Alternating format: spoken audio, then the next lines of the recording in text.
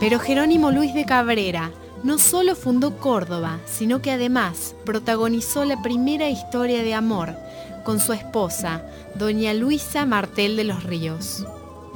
Del de los Ríos era la esposa. Ella era viuda de Garcilaso de la Vega, un noble peruano, que bueno, se deslumbró y se enamoró de don Jerónimo Luis, este sevillano, y se vino acompañándolo para que Cabrera cumpliera su misión de fundar la ciudad de Córdoba. Esa Córdoba culta y armoniosa que don Jerónimo buscaba tenía rasgos progresistas que además su esposa alentaba. Hay algo que quiero rescatar en don Jerónimo, el respeto por los aborígenes, es decir, como se dice hoy actualmente está de moda los pueblos originarios. La paz que buscaba propiciar el fundador para requerir y predicar el Santo Evangelio no duró mucho. Desde Perú llegó el vedor Gonzalo de Abreu y Figueroa, quien notó que las tierras en posesión de Jerónimo Luis de Cabrera eran ricas, y recordando que el mismo de Cabrera había desobedecido las órdenes virreinales, le indicó sumarísimo juicio, condenándole a muerte. Don Jerónimo Luis, a poco después de haber fundado la ciudad de Córdoba, se ve envuelto en un conflicto burocrático propio de la época, en un conflicto muy serio con alguien que venía a destituirlo, que no solo le quita el cargo, sino que le confisca los bienes, lo toma prisionero, lo envía a Santiago del Estero y lo ejecuta de la peor forma, aplicándole una tortura que se llamaba garrote vil. Córdoba fue la docta, el escenario de batallas como la de la Tablada o las playas, protagonista del Cordobazo. Lo que hemos tratado es de mantener ese bagaje cultural que nos fue transmitido desde el fundador y todos aquellos que vinieron junto al fundador.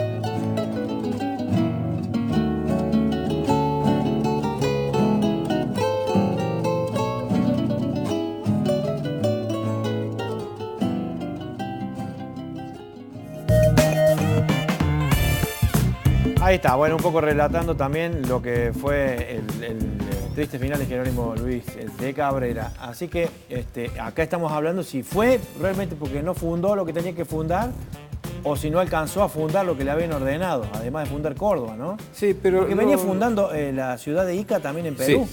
Sí, San Jerónimo de Valverde del Valle de Ica. Se llamaba así actualmente Ica. Él la funda él también porque había sido corregidor de Charcas y Potosí. Cargo muy importante, una especie de gobernador también. La muerte de Cabrera es realmente de una crueldad infinita. Curiosamente, Gonzalo de Abreu, que fue crudelísimo con Cabrera y con los amigos de Cabrera, un hombre atropellador, un gobernador realmente para el olvido, sin embargo con los indios fue defensor y no permitía que se cometieran contra ellos abusos. Una cosa curiosa, porque si era cruel con los españoles, que no lo fuera con los indios es raro, ¿no? Pero es así. Dictó varias ordenanzas para defender a los indios. Cabrera fue un hombre en todo aspecto, un tipo realmente digno de recordarse. Y su idea precisamente de fundar esta ciudad y traer gente preparada y gente con un buen nivel cultural es lo que permite que después, cuando viene a instalarse la Compañía de Jesús, se instale en Córdoba. Córdoba era la capital del que se llamaba la provincia jesuítica del Paraguay, que abarcaba lo que es Argentina, Uruguay, Paraguay, Bolivia y en una época Chile también. O sea, él propició el terreno para eso. La Sí, Paracuaria. la Paracuaria. Claro. Y por eso se funda acá la primera universidad, y durante 200 años la única universidad de nuestro territorio, porque había un sustrato humano de muy buen nivel cultural. Lamentablemente, la expulsión de los jesuitas le hizo un daño enorme a Córdoba, y cuando se funda el Virreinato del Río de la Plata, en el lugar de fundar Carlos III, como había hecho Felipe II, poner la capital en Córdoba, que era donde había una clase dirigente preparada, había universidad, la pone en el puerto, nos marcó a fuego. Le salió el cordobés de adentro, Prudencio. No es el cordobés, yo creo que es el argentino, es el argentino. Sí. Es el país que no debió ser, es el país al servicio del puerto, que hoy le paga la justicia, la policía, los subterráneos, los trenes, el gas, el agua, la electricidad, a la ciudad rica, al precio en algunas provincias del hambre y de la desnutrición, ¿no? Pero bueno, no lo quiso así. Cabrera. Mirá vos, ahí está, lindo reflejarlo. Los 200 primeros años, Córdoba está mirando hacia el Alto Perú. Toda la vida social, la vida económica, la vida cultural, la relación con la audiencia de Charcas, la relación con Lima, la relación con el Callao, todo gira alrededor del camino que va al Alto Perú. Córdoba es una gran proveedora de mulas, es una gran proveedora de cueros, es una gran proveedora de carnes, de mano de obra esclavizada que pasa por Córdoba. Cuando se produce la irrupción de los portugueses hacia el sur de lo que hoy es la banda oriental, cobra fuerza el puerto de Buenos Aires, ¿no es cierto? Y entonces ahí se produce este fenómeno, entre otras cuestiones, de lo que marca Prudencio, del cambio de eje en la geopolítica de la nueva nación que se estaba gestando, ¿no es cierto? Córdoba era el centro, a pesar de la localización meridional en el virreinato del Perú, era como una especie de tierra del fuego, estaba en la cola, abajo. No había vivido los procesos de enfrentamiento que había tenido, por ejemplo, Pizarro en el Perú, que había tenido Hernán Cortés en México, o que habían tenido los españoles en Chile. Aquí la relación con las naciones sanaviranis y las naciones comechingonas es una relación que va a ser, salvo estos incidentes que comenta Prudencio, de convivencia, de coexistencia. Al punto que, por ejemplo, la alimentación cotidiana del fuerte en esos primeros 4 años, a propósito del padre Grenón, ¿con qué se hacía? ¿Qué era lo primero que había que fabricar? Harina para el pan. ¿Y quiénes eran los que molían en las conanas? ¿Quiénes eran los que preparaban la harina y cocinaban el pan? Las parcialidades comechingonas que estaban al frente, hasta que finalmente la ciudad se traslada en 1578, 77, fines del 77, 78, y ahí el cabildo comienza a discutir el sangrado de agua, que eran las tomas de los nuevos los molinos hidráulicos que necesitaban y las ataonas. Mientras tanto, en ese primer periodo de Yapeyú, del fuerte en Yapeyú, del fuerte en General Paz, la parcialidad aborigen es la que está produciendo las harinas, al punto que hay numerosas actas del cabildo donde se le advierte el maltrato que se le profiere a los aborígenes por el tiempo que están trabajando. Prácticamente son turnos corridos muy largos para producir las harinas y producir el pan. Mira vos. Es interesante un fenómeno que está vinculado con lo que está diciendo Raúl. El mestizaje fue notable, enorme, fue enorme el mestizaje.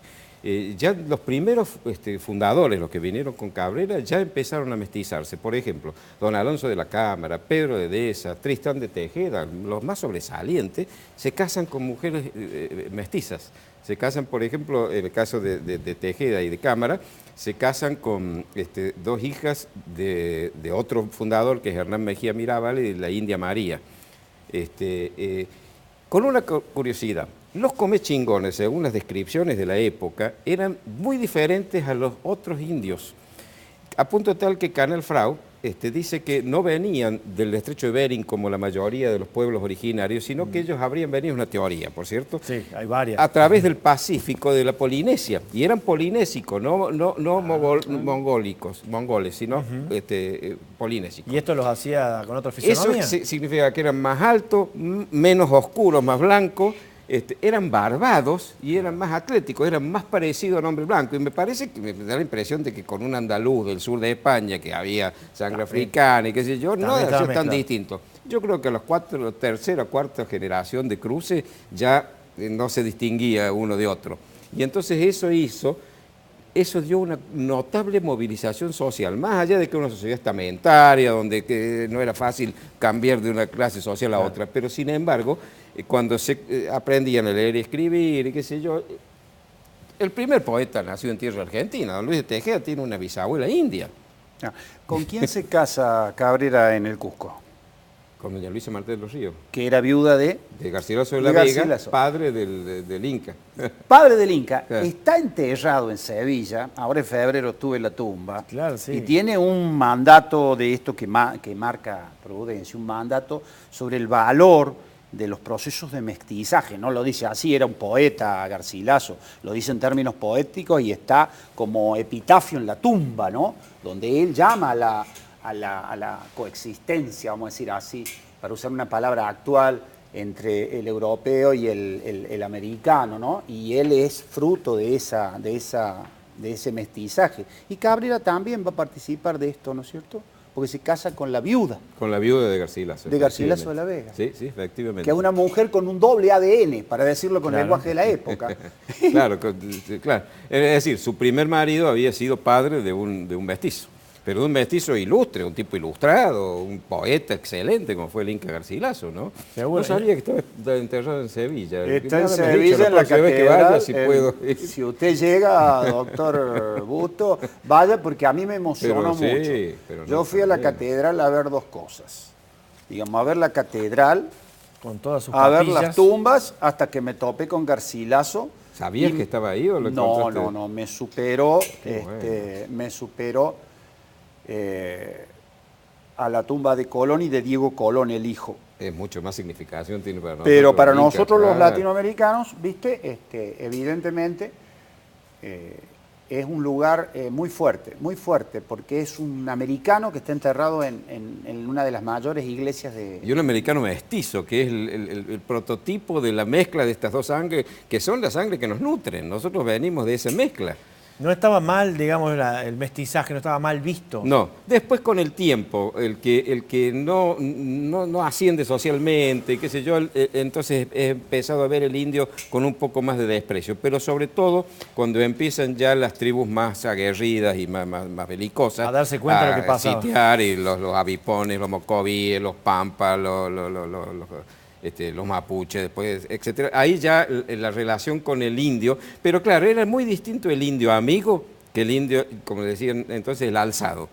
Ese era un enemigo, el otro no, era uno de la familia. Tan cierto es que nuestros padres fundadores, Belgrano y San Martín, ¿qué proponen como relevo del rey de España? Un descendiente del Inca. En el Congreso de Tucumán. En el Congreso de Tucumán. Entonces, la cuestión esta del reconocimiento a las parcialidades originarias está muy presente en la historia, ¿viste?